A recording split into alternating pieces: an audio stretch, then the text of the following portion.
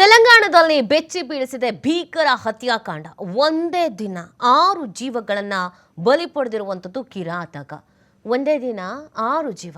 ಇದರಲ್ಲೂ ಪ್ರಶ್ನೆ ಹುಟ್ಟಾಗ್ತಾ ಇರೋದು, ತನ್ನ ಮಕ್ಕಳನ್ನ ಕೊಲೆ ಮಾಡಲಾಗಿದೆ. ಮಕ್ಕಳು ಅನ್ನೋದಾದ್ರೂ ಬೇಡವಾ, ಅದರಲ್ಲೂ ನನ್ನದೇ ಅನ್ನೋದಾದ್ರೂ ಬೇಡವಾ, ಅಟ್ಲೀಸ್ಟ್ ಕೊನೆ ಪಕ್ಷ. ಈತನ ಕಥೆಗೇನು ಅಂತ ನೋಡೋದಾದ್ರೆ, ಈತ ಆಲ್ರೆಡಿ ಮರ್ಡರ್ ಮಾಡಿ ಜೈಲಿಗೆ ಹೋಗಿ ಹೊರಗೆ ಬಂದಿದ್ದ. ಆಮೇಲೆ ಒಂದು ಫೋಕ್ಸೋ ಕೇಸ್ ಬೇರೆ ಈತನ ಮೇಲೆ ದಾಖಲಾಗಿತ್ತು. ಸೊ ಈ ಎಲ್ಲದರಿಂದ ಮತ್ತಷ್ಟು ಪ್ರಚೋದನೆಗೆ ಒಳಗಾಗಿದ್ದ ಬಿಟ್ಟರೆ ಈತನಿಗೆ ಪಾಪ ಪ್ರಜ್ಞೆ ಅನ್ನೋದೇನು ಕಾಡಿರಲಿಲ್ಲ. ಇದೀಗ ಕಗ್ಗೊಲೆ ಮಾಡಿರೋದು ಸಂತ್ರಸ್ತ ಬಾಲಕಿ, ಆಕೆಗ ತಾಯಿ, ಅಜ್ಜಿ, ಬಳಿಕ ತನ್ನ ಪತ್ನಿ, ಇಬ್ಬರು ಮಕ್ಕಳನ್ನ ಕೊಂದಿದ್ದಾನೆ ಕ್ರೂರಿ. ಜೈಲಿಗೆ ಹೋದರೆ ಒಂದು ಬದಲಾವಣೆ ಇರಬೇಕು. ಈತನಲ್ಲಿ ಆ ಥರದ ಬದಲಾವಣೆ ಏನೂ ಇಲ್ಲ. ಜೈಲಿಗೆ ಹೋಗಿದ್ನ, ಇನ್ನೆಲ್ಲಾದರೂ ಟ್ರೈನಿಂಗ್ ತಗೊಳಕ್ಕೆ ಹೋಗಿದ್ನ ಅನ್ನೋ ಥರದ್ದು ಬದಲಾವಣೆ ಆಗಿದೆ ಅಷ್ಟೇ ಈತನಲ್ಲಿ. ದೈವಲಗೂಡು ಗ್ರಾಮದಲ್ಲಿ 28 ವರ್ಷದ ರಾಜ್ಕುಮಾರ್ನಿಂದ ಈ ಕೃತ್ಯ ಎಸಗಲಾಗಿದೆ.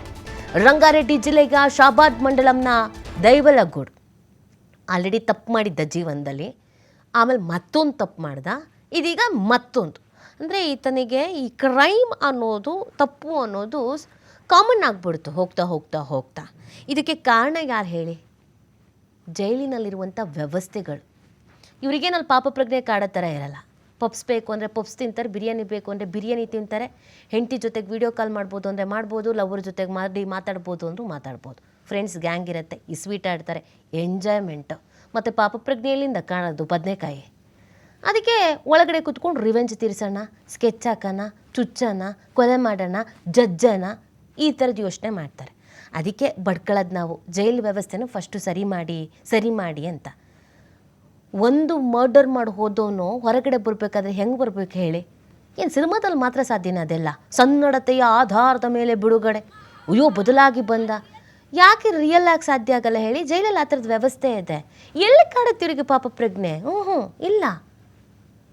28 ವರ್ಷ ಈತನಿಗೆ ಜೀವನದಲ್ಲಿ ಏನೇನು ಸಾಧನೆ ಮಾಡ್ಬೋದಿತ್ತು. ಕನಿಷ್ಠ ಪಕ್ಷ ತನ್ನ ಹೆಂಡತಿ ಮಕ್ಕಳನ್ನ ಸಾಕ್ಬೋದಿತ್ತಲ್ಲ. ಅವ್ರೇನು ಮಾಡಿದರು? ಅವ್ರದ್ದೇನು ಪಾತ್ರ ಇಲ್ಲಿ? ಆ ಮಕ್ಕಳದ್ದೇನು ಪಾತ್ರ? ಒಂದಕ್ಕೆ 3 ವರ್ಷ, ಇನ್ನೊಂದಕ್ಕೆ 4 ವರ್ಷನೋ 2 ವರ್ಷನೋ. ಈತ ತಂದೆ ಆಗಿದ್ದೆ ಪಾಪ ಆ ಮಕ್ಕಳದ್ದು ಕರ್ಮ ನೋಡ್ರಿ.